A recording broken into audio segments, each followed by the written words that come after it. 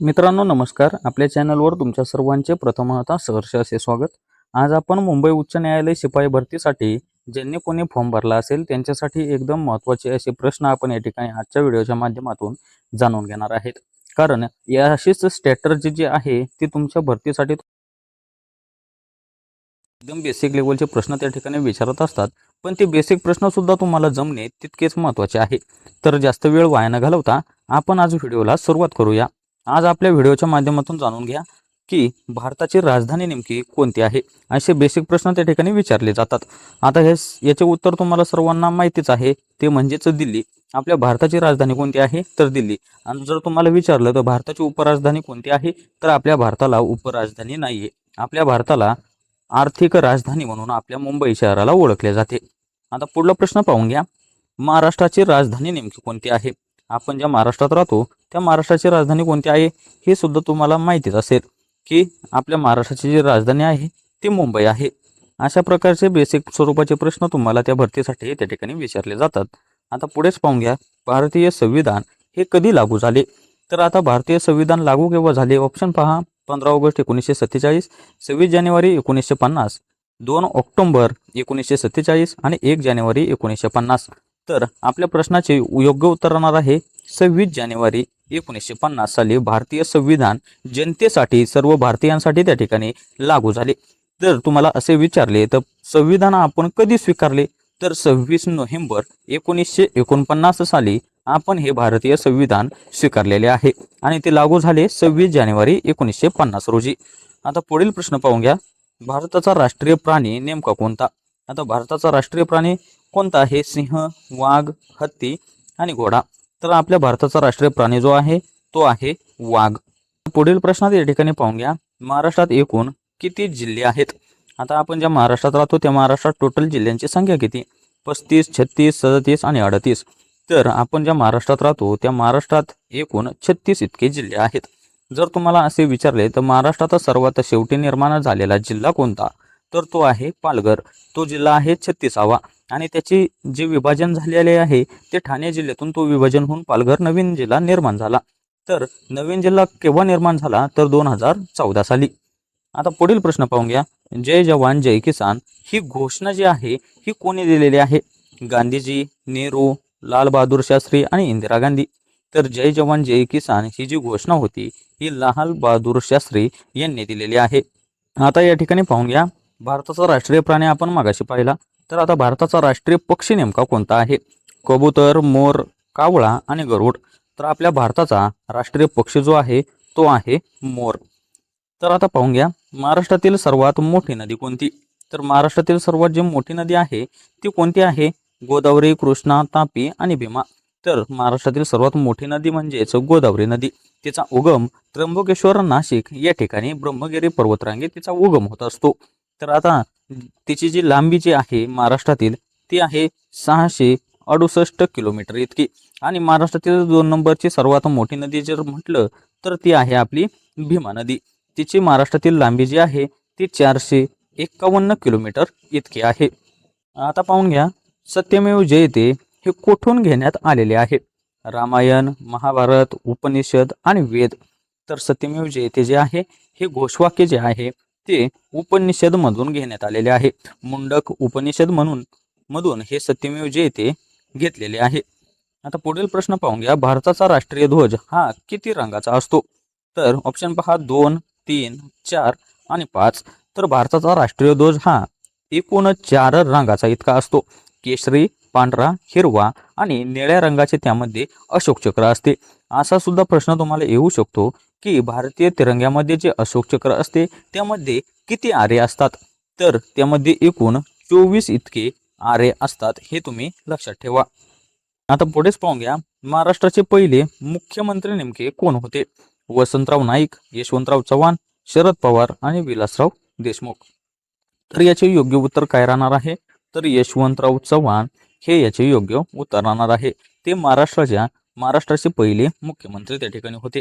त्यानंतर पुढेच पाहून घ्या. भारतरत्न हा पुरस्कार नेमका कशासाठी दिला जातो. ऑप्शन पहा. खेळ, साहित्य, देशसेवा हा सर्व क्षेत्रात उत्कृष्ट कार्यासाठी त्या ठिकाणी दिला जातो। तर भारतरत्न जो पुरस्कार आहे तो सर्व क्षेत्रात उत्कृष्ट कार्यासाठी त्या पुरस्कार त्या ठिकाणी दिला जातो। आता या ठिकाणी पुढे पाहून घ्या, महाराष्ट्र दिन हा आपण केव्हा साजरा केला जातो? महाराष्ट्र दिन आपण केव्हा साजरा करतो? 15 ऑगस्ट, 26 जानेवारी, 1 मे का 2 ऑक्टोबर? तर महाराष्ट्र दिन जो आहे तो आपण 1 मे या रोजी या दिवशी त्या ठिकाणी आपण महाराष्ट्र दिन साजरा करतो। तर महाराष्ट्र दिन, महाराष्ट्र राज्याची स्थापना जर तुम्हाला विचारली तर 1 मे 1960 रोजी आपल्या महाराष्ट्र राज्याची त्या ठिकाणी स्थापना झाली होती, म्हणून आपण 1 मे रोजी महाराष्ट्र दिन साजरा करतो। आणि त्याच दिवशी आपण जागतिक कामगार दिन देखील त्या ठिकाणी साजरा करत असतो। आता पुढेच पाहून घ्या, भारताचा राष्ट्रीय खेळ नेमका कोणता? क्रिकेट, हॉकी, फुटबॉल आणि कबड्डी। तर भारताचा राष्ट्रीय खेळ जो आहे तो आपला हॉकी आहे। आपण भारताचा राष्ट्रीय खेळ आपला कोणता आहे? तर हॉकी आहे। आता पुढेच पाहून घ्या, लोकमान्य ही उपाधी नेमकी कोणाला दिली होती? गांधीजी, टिळक, नेहरू आणि भगतसिंग। तर लोकमान्य ही जी उपाधी आहे ही टिळकांना दिली होती। बाळ गंगाधर टिळक असे त्यांचे नाव होते। त्यांना लोकमान्य ही उपाधी देऊन त्यांना लोकमान्य टिळक या नावाने त्यांचा त्या ठिकाणी वापर होत असतो। आता पुढेच पाहून घ्या, भारतातील सर्वात मोठे राज्य कोणते? आता या ठिकाणी तुम्हाला क्षेत्रफळाच्या दृष्टीने राज्य विचारलेले आहे।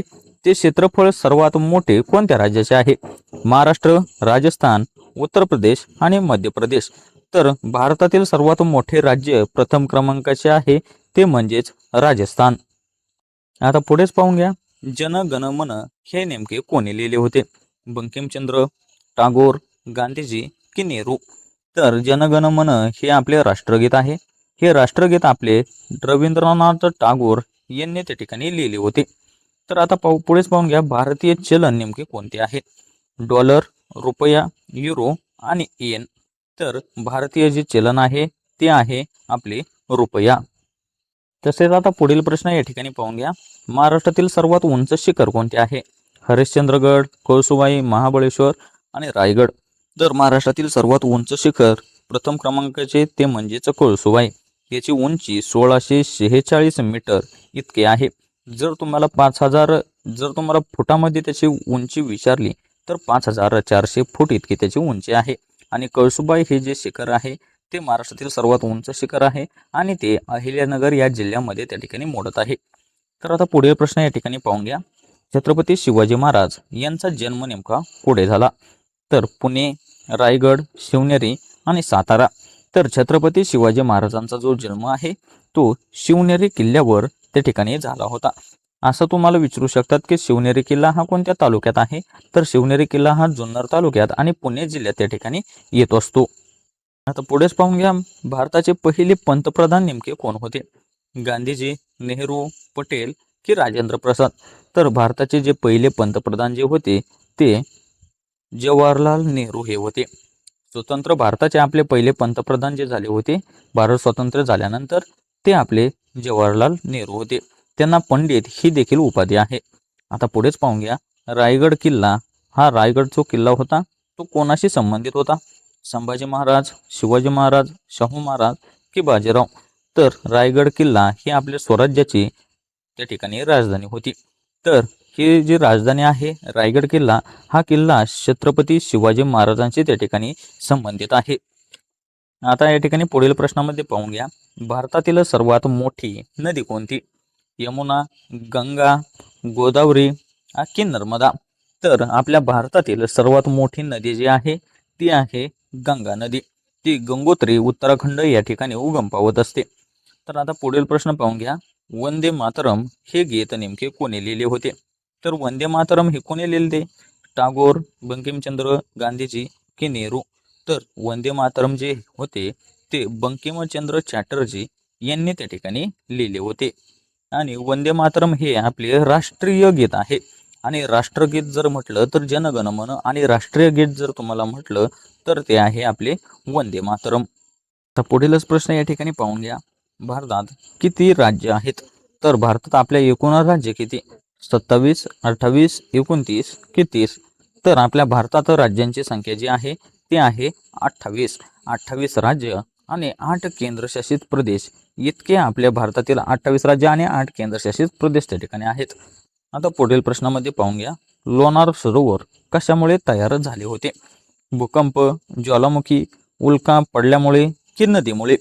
तर लोणार जे सरोवर होते, लोणार सरोवर हे आपल्या महाराष्ट्रातील बुलढाणा जिल्ह्यात या ठिकाणी येते आणि या सरोवराची जी निर्मिती आहे ही उल्कापातामुळे त्या ठिकाणी निर्माण हे लोणार सरोवर झालेले आहे.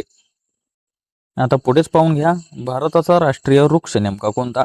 वड, आंबा, पिंपळ की नारळ? तर आपल्या भारताचा राष्ट्रीय वृक्ष जो आहे तो आहे वड. वड हा आपल्या भारताचा राष्ट्रीय वृक्ष आहे. आता कर्मवीर भाऊराव पाटील यांची जी शिक्षण संस्था होती, रयत शिक्षण संस्था, तर तिचं बोधचिन्ह नेमकं कोणतं होतं? तर त्याचा राष्ट्रीय वृक्ष जो आहे आपला वड, हे देखील त्याचं चिन्ह त्या ठिकाणी होतं. तसेच आता पुढे पाहून घ्या, संविधानाचे शिल्पकार नेमके कोणाला म्हणतात? गांधीजी, नेहरू, डॉक्टर बाबासाहेब आंबेडकर की पटेल? तर संविधानाचे, आपल्या भारताच्या संविधानाचे शिल्पकार जे आहेत ते डॉक्टर बाबासाहेब आंबेडकर आहेत. त्यांनी हे सर्व संविधान पूर्ण केलेलं आहे आणि सर्वात मोठे लिखित संविधान जर तुम्हाला विचारलं कोणत्या देशाचं आहे, तर ते आपल्या भारताचं आहे. पुढेच पाहून घ्या, अजिंठा लेणी हे नेमके कुठे आहे? पुणे, औरंगाबाद, नाशिक की नागपूर? तर अजिंठा लेणी जी आहे ही लेणी वाघूर नदीच्या काठी वसलेली आहे आणि ही लेणी कोणत्या जिल्ह्यात आहे? तर औरंगाबाद म्हणजेच आताचे संभाजीनगर या जिल्ह्यात अजिंठा लेणी त्या ठिकाणी आहे आणि ही वाघूर नदीच्या काठी आहे. असे सुद्धा तुम्हाला विचारू शकतात की अजिंठा लेणी कोणत्या नदीच्या काठी आहे? तर ते वाघूर नदीच्या त्या ठिकाणी काठी आहे. आता पाहून घ्या, भारताचा राष्ट्रीय गीत, भारताचे राष्ट्रीय गीत नेमके कोणते आहे? आता मगाशीच तुम्हाला तो प्रश्न मी क्लिअर केला, आता तो प्रश्न देखील या ठिकाणी पुढे आलेलाच आहे. तर जनगण मन, वंदे मातरम, सारे जहां से अच्छा, ये मेरे वतन के लोगो? तर आपल्या भारताचे जे राष्ट्रीय गीत आहे ते आहे वंदे मातरम. तर आपल्या भारताचे राष्ट्रगीत विचारले तर ते आहे जनगण मन. आणि राष्ट्रगीत आणि राष्ट्रीय गीतामधला फरक तुम्ही त्या ठिकाणी समजून घ्या. राष्ट्रीय गीत म्हटलं तर वंदे मातरम आणि राष्ट्रगीत म्हटलं तर जनगण मन. तर हे होते आजचे आपले 30 असे एकदम बेसिक लेवलचे आणि शिपाई भरतीसाठी एकदम महत्त्वाचे असे प्रश्न. कारण अशाच प्रश्नांची स्ट्रॅटर्जी तुम्हाला त्या ठिकाणी दिसणार आहे. पेपरला गेल्यानंतर तुम्हाला असे प्रश्न त्या ठिकाणी दिसणार.